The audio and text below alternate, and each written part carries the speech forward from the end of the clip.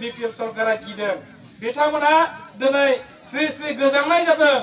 बोथोर गैयैयावनो मेलेरिया लोमजादों बिथांमोना दिनै जों मा खालामबावनो पाब्लिकनि सिगाङाव थांनानै बिथांमोना खामानि मावनो हायाखै बेनिखायनो आं होनदों जायगा जायगा जोंनो भुल खालामदों बेखौ मानो जे सरकारा 10-12 बोसोर थगायखाबायमोन थांनाय 15आवनो जों सोलायनांगौमोन नाथाय जोङो सोलायनो हादिया बेनिखायनो बिथांमोना जोंखौ बिपदाव खोख्लैबाय मोनसे फिसा सलक दङ जों बयबो मिथियो आं गुसुङै संक्षेपै बुंनो नागिरदों मोनसे समाव राम आरो लक्ष्मणा सीताखौ लानानै जेब्ला बनबास खालामहैयोमोन बै समावहाय बिथांमोना फिसा मोनसे झुपड़ियाव थायोमोन बे समावहाय मोनसे समाव सानसेखालि जेब्ला रामा शिकार खालामनो थाङो लक्ष्मण आरो सीताखौ गालांनानै बै समाव रायखसा फाव फान्दायनानै रामनि नामै मोनसे आवाज होदों आरोमा आंखौ बासायफैदो होननानै बेखौनो सीताया सानदोंमोन नै रामा मोनसे बिपदाव गोग्लैबाय बेखौ बासायहैनांगौ लक्ष्मणखौ होनबाय लक्ष्मण नोङो नोंथांखौ बासायहैदो बे खैफोदाव गोलैबाय नाथाय लक्ष्मणा मिथिदों बे आदानि राव नङा बेखौ नोङो जिंगासिनो नाङा आरो हरसेबावबाय आंखौ बासायफैदो नै बिपदाव गोलैथारनायनि मानो थांदिया नों नोंथांखौ थैजानो लुबैदों नामा बिदि होननानै बुंबाय होमबा लक्ष्मणा होनबाय आङो थांनोसै आदाखौ नायनो खिन्थु नोङो मोनसे खोथाखौ खोनासं बे जाबाय अरनबारि बेनिखायनो नोंनि निरापत्तानि थाखाय आङो मोनथाम हांखोबो बारनो मोना थांबाय बे बिदाखौ नागिरनो बेहा गोसो फोथायनाय गैखायामोन बेयो मोनसे फाव फान्दायनायसो होननानै बे समावनो राबना मा खालायखो सासे साधुनि रूप लानानै फैबाय भिक्षा बिफैबाय आश्रमावनो जे मानसिफ्रा माने बनबास काटिदों बेनावनो भिक्षा बिफैबाय बेयो थेवब्लाबो साधु मानसि नुनायखाय भिक्षाखौ हरनो सानबाय राबना खिन्थु बै सिनखौ बाराबो माने हरा बे लक्ष्मण रेखा बोलांदिदो मोनथाम बेखौ बाराबा बे नाजावा सीताया होनबाय लांदो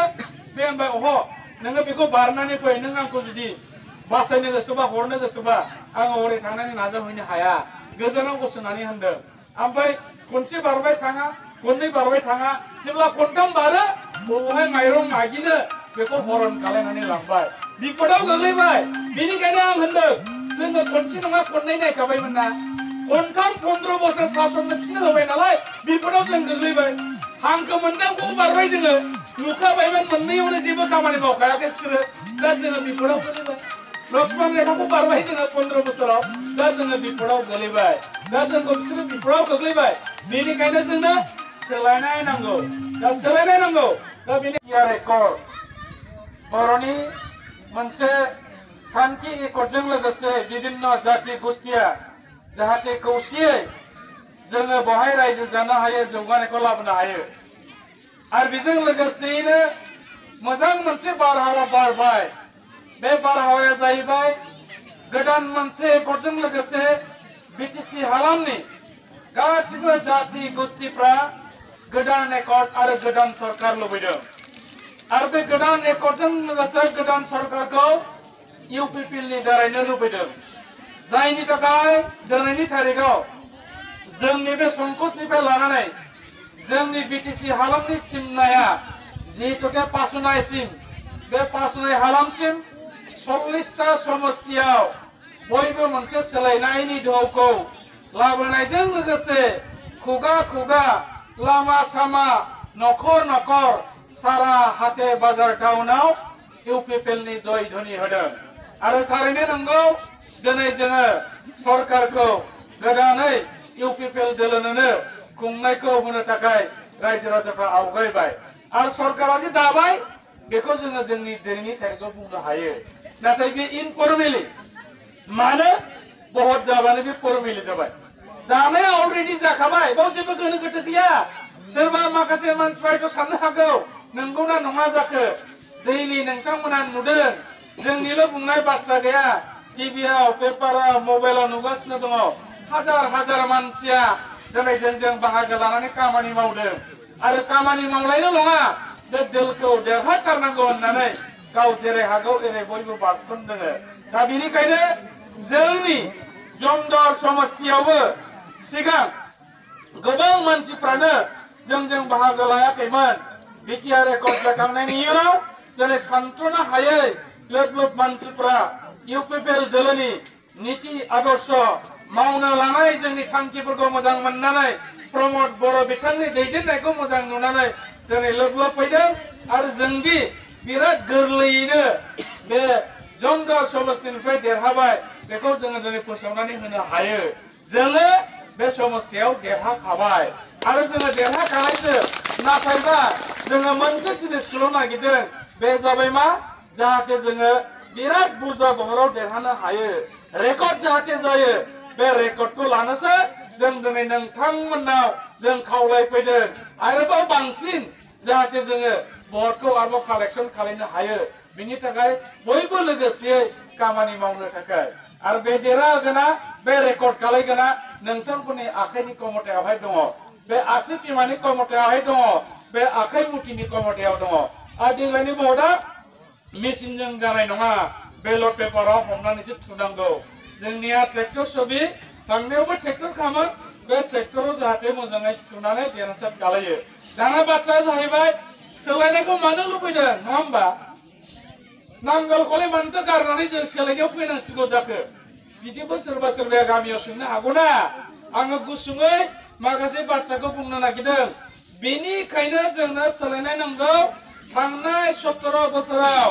जोंनि जेनाखि मोनथाय संबिधाना सरकारा जेखौ जोंनो होनांगौमोन बेखौ बिथांमोना जोंनो मालाबाबो होदिया बेखौ दहाय जोंनि आलासि बिथांमोनहा असमिया रावजोंबो बुंनानै थांबाय बेखौल'सो आङो माखासेखौ बर'नि होननो नागिरदों माखासेखौ हयथ' बिथांमोना समनि आंखालाव बुंस्लाबनो हायाखै बाथ्राया जाहैबाय मा थांनाय 17 बोसोराव जोंनो भारत सरकारा जे मोनथायखौ होदोंमोन बे मोनथायफोरखौ जोंनि बिटिसि सरकारा जोंनो होआखिसै गावसिनो लाजोबनानै थगायजोबनानै जाजोबनानै सेस खालायबाय मा आसनि जब कार्ड जोङो मोननांगौमोन खामानि मावनो मोननांगौमोन थाखा मोननांगौमोन मोननो हायाखिसै न' मोननांगौमोन सोरनिबा आइडि फैदों सोरनिबा नामाव हरदों बेखौबो थोजासे जों मोननो हायाखिसै बुरि पेन्सन बोराय पेन्सन बिधवा पेन्सन मोननांगौमोन राजनितिनि नामावनो राजनिति खालायनानै जोंनो होनाय जायाखिसै बेजों लोगोसेयै जायना बिपिएल कार्ड दङ बिथांमोना सोरनाबा नाम दानजादों 7 जनाव 7 फैदों सोरनाबा 6 जन फैदों सोरनाबा 7 गाबोदों बेखौ कारेक्सन खालायनांगौमोन खालायनो हायाखिसै लोगोसेयै जायफोरहा बिपिएल कार्ड गैया बिथांमोननो बानायनानै होनांगौमोन 17 बोसोराव गांसेबो बानायनानै होआखिसै हाहाकार जाबाय जोंनि गेजेराव जोंनि मोनथायखौ सेस खालामनानै होनाय जाबाय जोंनि ओनसोलाव लामा सामा बायदिसिना सेंसन जादोंमोन बिथांमोना मावनानै हायाखिसै गासिबो सेस खालायजोब्बाय बेनिखायनो जों दिनैनि तारिखआव होनबाय मा बिथांमोना 17 बोसोर जेरैबायदि सुबिदाखौ मोनबाय सालायनो जोंखौ बिथांमोना मोजाङै दैदेननो हायाखिसै 39टा डिपार्टमेन्ट दंमोन मोनफा डिपार्टमेन्ट जुदि साननानै खामानिखौ नागिरनाय जायोबा जोङो मोनसेबोखौ नुवाखिसै दिनै नोंथांमोना नायदो लामा सामा डिपार्टमेन्ट जेनेबा पिडब्लिउडि जाबाय जोंना दैखर नांगौ जोंना सास्थ्रनि थाखाय मोजां दै लोंनांगौ बिनि थाखाय पाब्लिक हेल्थ डिपार्टमेन्ट दंमोन बिथांमोना मावनानै होनो हायाखिसै दिनै हेल्थ डिपार्टमेन्ट दङ जे जायगायाव साब सेन्टार दङ मोजां मुलि हरनायजों लोगोसे नार्स हरनांगौ डक्टर हरनांगौ मोजां फाहामनानै होनांगौ बेखौबो खालायनो हायाखिसै बरंस जोंनि कासाबारियाव 17 बोसोराव बिथांमोनहा मोनसे न'खौनो लुफुंनानै होनो हायाखिसै हस्पिटाल बे जाहैबाय हेल्थ डिपार्टमेन्ट सास्थ्र बिभाग इरिगेसन डिपार्टमेन्ट दङ जोंनो दुब्लियाव दै लांनो थाखाय बिथांमोना सुइस गेटनि सुबिदा बान्दोनि सुबिदा खालायनांगौ एग्रिकालचार डिपार्टमेन्ट दङ हालौनानै होनाय माइ जोलै हरनाय हासार हरनाय बेबायदियै 39टा डिपार्टमेन्ट दङमोन जोङो साखाथि फाखाथि नायदो 39 डिपार्टमेन्टखौथ' बाद हो मोनसे डिपार्टमेन्टनि खामानिया बावजायाखिसै नाथाय मोनफ्रोमबो बोसोराव 39टा डिपार्टमेन्टनि थाखाय बाजेट फैयो थाखा होनाय जायो नैबे डिपार्टमेन्टनि थाखाय 1 कोटि बै डिपार्टमेन्टनि थाखाय 1 कोटि नाथाय बिथांमोना बैफोर थाखाखौ सेस खालायबाय बिनिखायनो साननो हानानै जोंनि रायजो राजाफोर जोंनि गोरों गोराफ्रा होनबाय बिथांमोननो आरो चान्स होनाय जानाय नंलिया इउपिपिएलनो मानो होनांगौ दानिया नङा होमबा बिसोरथ' खालायाखिसै जोंनो दाना मानो होनांगौ इउपिपिएलनो दाना मानो होनांगौ गोदान रेकर्ड जानायजों लोगोसे गोदान सरकार जानायजों लोगोसे जों मा खालायनो नागिरदों जायना जब कार्ड गैया बिथांमोना मोनगोन जायना दङ मावनो मोनाखै बिथांमोना मावनो मोनगोन कारन बोसोरसेयाव बिराद बुरजा थाखा मोनो थांनाय बाराव सानसेयाव हाजिरा 182 थाखामोन 100 दिनाव 18,200 थाखा मोनो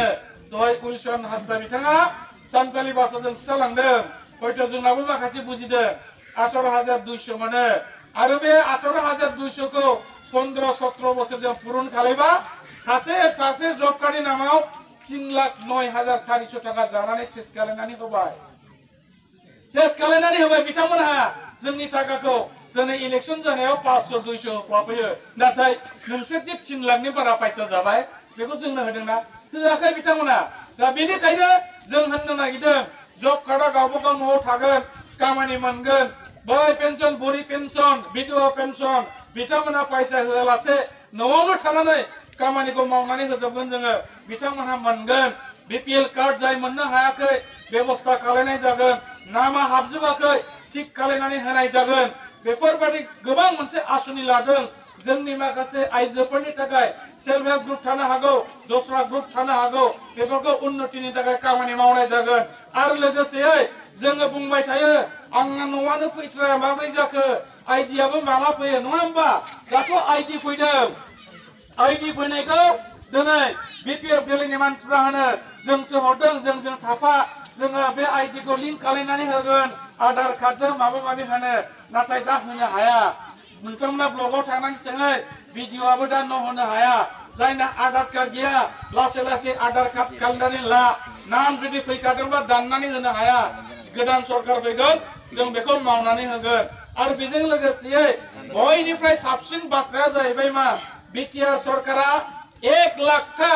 सुबुंफोरनो फेमिलिनो जायफ्रा आइडि गैया बिथांमोननो न' होनाय जागोन जुदि 1 लाखथा जुदि होनाय जायोबा जोंनि समस्थियाव दा दङ 40टा समस्ति बिटिसिआव बे 40टा समस्तियाव 1 लाखजों जुदि भाग रानोब्ला 2,500 टा गोग्लैयो 2,500 खौ जों जुदि जमदर राननांगौबा जोंनि रेभिनिउ भिलेजआ जाबाय 80टा 2,500जों 80 रानोबा मोनसे गामियाव 31टा न' गोग्लैगोन जोंनि बे जमदर समस्तियाव जेसेबां गामि दं आइडि गोनाङा फैगासिनो दं 40टा 50टा फैदों गामि गिदिर गिदिराव आरो जोंनिफ्राय आइडि गैयाबानो 31टा होयोबा जों सानदों प्रमद बर' बिथाङा होनदों जोङो जायफ्रा न' मोनथावना दं बेखौ थांथों मोननांगौब्ला मोनथों जाया गावनि नामै न' फैबाय बिथाङानो थाखाखौ गावनि नामाव सोनानै गावनो बख'नानै खामानिखौ मोजां मावथों बे जाबाय जोंनि आसनि बेजों लोगोसे मोनसे दङ मा जाया लोमजागोन साजागोन नाथाय अपारेशन जागोन मामा जागोन जोंहा जाबाय बांसिनानो थाखा फैसा गैजायै मानसिफोर साधारन जों मानसिफोर नांगौ समाव जोंहा थाखा फैसा थाया बेनिखायनो मोजां मोनसे चिकित्सानि थाखाय आसनि लाबाय मा बे आसनिया जाबाय मोनसे सोरबा जब्राया बे जुदि देहा फाहामसालियाव थांनानै 2 लाखसिम जुदि बिल होनो हायाबा बेखौ बिटिआर सरकारा बहन खालायगोन नों अपारेशन खालायनो थांगोन गिदिर रग जादों नाथाय थाखा बहाय बुथुमनो हायाखै बेखौ सोलायनाय नांगौ